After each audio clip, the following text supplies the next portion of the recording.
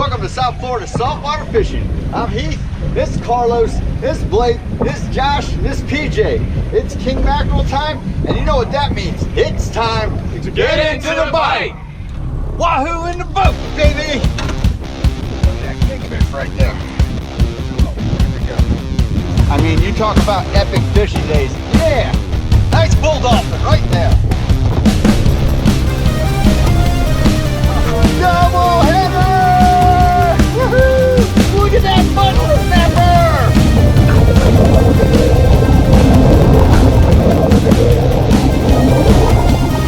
Alright folks, welcome to part 2 of our On the Water series I've entitled The Reality of Offshore Fishing. Before we get into this though, if you want to learn more about fishing, grow as an angler, or just see some great exciting offshore fishing adventures, you can start by hitting the subscribe button. Don't forget to turn on the notification bell so you won't miss a thing. Alright folks, so like I said, the reality of offshore fishing. What we're trying to do is depict your average, typical day of offshore fishing. Some of these days are the most stellar days you've ever had on the water, where every fish is that epic slammer-sized keeper. And then there's those other days which are your everyday average day. You're getting action, you're getting a bite, you're catching fish, you're having a good time, and somehow you just are left itching for just a little bit more at the end of the whole trip. Alright, so without wasting any more time, we're going to get out on the boat, introduce you to the crew, let you know what our game plan for today is, and head offshore. Alright folks, it's another beautiful South Florida day. Heading offshore fishing. We're gonna head out of Port Everglades today on Carlos's boat. Say hi, Carlos. Hey guys, getting into the bite. This is Josh. How's it going? Been out before? Good to see you guys again. All right. Ready to get into the bite. Mr. Blake. How you doing? He's the one who puts together these trips and makes it happen for us. So, you know, his generosity is unsurpassed. This is PJ. How you guys doing? He has not been out with us yet. Kind of windy right now, so we're gonna check the conditions. We got a large seaweed bloom going on. We're gonna see if we can work our way around that, find the bite. We're gonna patrol probably in close and head offshore a little bit. You know, any number of fish that we can find. Kingfish, hope it's a wahoo. It's that time of year. Blackfin tuna. Let's see what's going on. All right, so that's the crew. Captain Carlos. We are on his fishing machine, a 35-foot Triton, powered by three 300 Suzuki motors with dual props. These props are awesome. They allow the boat to get up and on a plane real quick and get you to your destination in no time. And let me talk a little bit about the gear that we're using this day. We're going to be trolling with all Shimano TLD 50s and 30s. We're going to have several topwater lures out and a planer so that we can cover that water column and see if we can find the bite. So we're heading out of Port Everglades, and we know we're looking at scattered seaweed being everywhere. So we're preparing ourselves to deal with this factor and sort of think outside of the box of how we can overcome it and have a great day out on the water.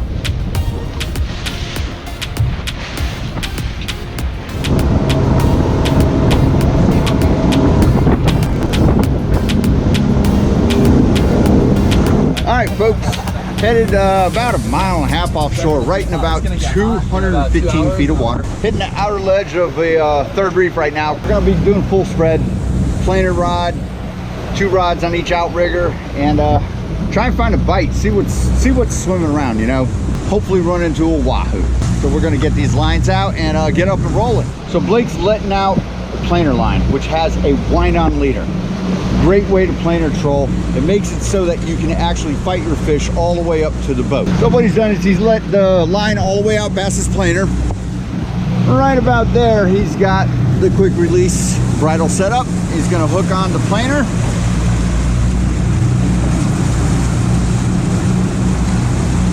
Arm of the planer goes towards the front, plate goes towards the back.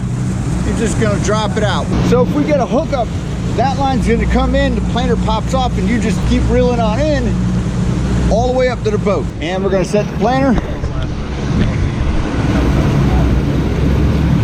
And planer's set. We're up and rolling with our planer already. We're gonna start setting out Billy Bait mini turbo slammers, 5.5 inch lures in the color Pearl Blue. Josh hooking one up on the outside rigger right now. Blake's already letting one out. Carlos prepping the outrigger. And we're up and rolling. Like I said, full spread. We got double outriggers to the starboard, double outriggers to the port. Our long lines are on the outsides of the outriggers. Those are rigged up with Billy Bait turbo slammers. Our inner outrigger lines are both daisy chains. On the starboard stern, we got our planer rod. That's trolling down with a 4/6 planer, which means we're down about 50 feet. On the port stern, we've got a little sort of flat line out right around 50 feet, just at the backside end of the whitewash from the boat's props. So we're up and trolling. We're gonna head out to about 200 to 300 and skirt the edge of the reef, see if we can avoid some weeds and find the bite. We're on, come on, here we go. We just got hooked up with the fish. There we go, get them on. All right, 339 feet of water. Paddling forward.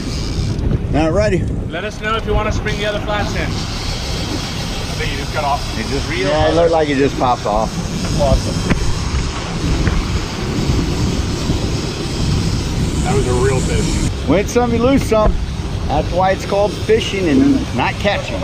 And so right there is the perfect example of what I'm talking about when I say the reality of offshore fishing. That was definitely a solid wahoo hit. We were in 350 feet of water.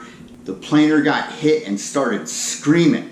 And the wahoo just happened to win this battle. But that doesn't stop us from pressing on. So before we get back into the fishing, I want to explain a little bit about this full setup and give you a visual of what it actually looks like. We've got our boat. We've got our outriggers. On the very end of the outriggers are what is called our long lines. They are the furthest lines out, except for the planer. Our inner outriggers are our short lines. So on this particular day, our two long lines were the Billy Bait mini turbo slammers, and our two inner lines were the daisy chains comprised of squirt squids. On the starboard edge, we had way back out is our planer. And then on our port rear, we had a very short line out called a flat line. What this setup does is it allows you to turn on a dime and it'll keep your lines from getting crossed. More effectively, what this sort of long short setup does is it makes it look like a pot of bait. And what you have out here that you are trolling are stragglers. These are what the hunting fish that you are trolling for see as an easy opportunity. And that's just a basic explanation of what a fish sees when you are trolling. So we're out there and we got this full spread going on. We're working our way through the weeds. And it didn't take much longer, and the next thing you know, we got hit with a double header. We are hooked up. We're hooked up. Got a nice run going on. We got a double header going on. PJ's on our long line right now. Yeah, buddy. We got Carlos reeling in the short line. Looking like blackfin tuna. Blake's bringing them up on the daisy chain. There we go. Little football. Nice blackfin. Here we go. Here we go. We got Blake hand lining them in. Gonna flip them in real quick. Nice tuna. Nice. Double header blackfin tuna. First catches of the day. So there you have it. A couple of nice blackfin tuna. Solid. We got the hookup and we got both of them in the boat. Had a little bit of technical difficulties with the reel PJ was handling, but Blake jumped right into the action. Talk about adapting and overcoming to a situation. He grabbed the line, hand lined it in, and made sure we landed the fish.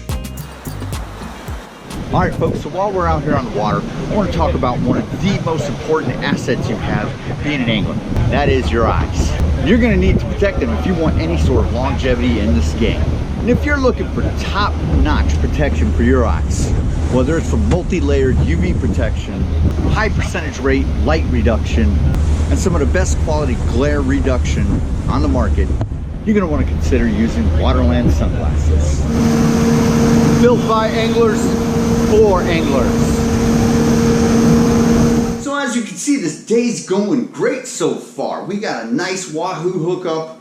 We got two fish in the boat, two tuna. Yet we're still dealing with Mother Nature. It's fairly rough out, and we're picking off weeds every 1 to 2 minutes from the lines. We're constantly reeling them in and pulling the weeds off. So we all collectively decided, hey, let's head offshore a little bit, see if we can find something out there, see if we can run out and get away from these weeds. Maybe we'll find a clumped up patch that we can actually troll around. We headed offshore a few more miles, and lo and behold, we ran across this massive weed patch. I mean, this thing is the size of a small island. We're rolling up to it and we're in awe of its size, and we're thinking to ourselves, hey man, this has gotta hold fish. This is nothing more than a breeding ground for action. So we got the lines in the water, we're trolling by it, and it didn't take long, we got a hookup. We reeled it in, it was a nice size Almaco jack, and this got us excited. We said, all right, hey, there's bait fish here, there's gotta be some more. Let's get the lines back in, let's keep at it. We did not get another single hookup trolling around us for quite a while. We even stopped and threw out some spro jigs at it. Again, we're doing everything we possibly can. Textbook right, trying to make this happen. And don't get me wrong, we're having a great time, yet we're still looking for just a little bit more. Maybe that one epic fish of the day. And so we ran back into about 200 feet. We got the lines back into the water, and the idea is we're gonna bob in and out of about 100 to 200 feet. And it didn't take very long, we were back into the action with a nice solid hookup. Got hit on the planer as we were resetting our lines out. Let's see what we got going on. Josh reeling him in. Here, hold up, folks. Let him out. There you go, in case he takes a run for it.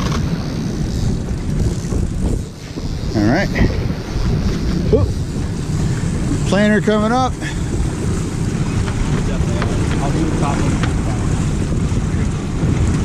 There we go. Real. Planer done. Fish on. Still got him? Yep. Fish coming in. There we go. Yep. All right, what do we got going on here? Keep reeling. Little mackerel. King mackerel.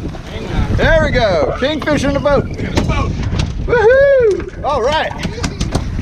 And so there you have it. That was that epic fish of the day that made the whole trip. Nice kingfish, about a 10, 12 pounder. No complaints at all from the crew. Everyone was happy at that point. We got our one fish that made the trip. And that's the reality of offshore fishing. Like I said, you're gonna have some of those fish that you get them on board and it's dinner, yet you're still left itching for just a little bit more. All right, folks, that about does it for this episode. Hope you had fun, hope you enjoyed. And I hope you were able to take away a little bit something from this lesson in the reality of offshore fishing. Till next time, South Florida saltwater fishing, going wherever the cool wind takes us.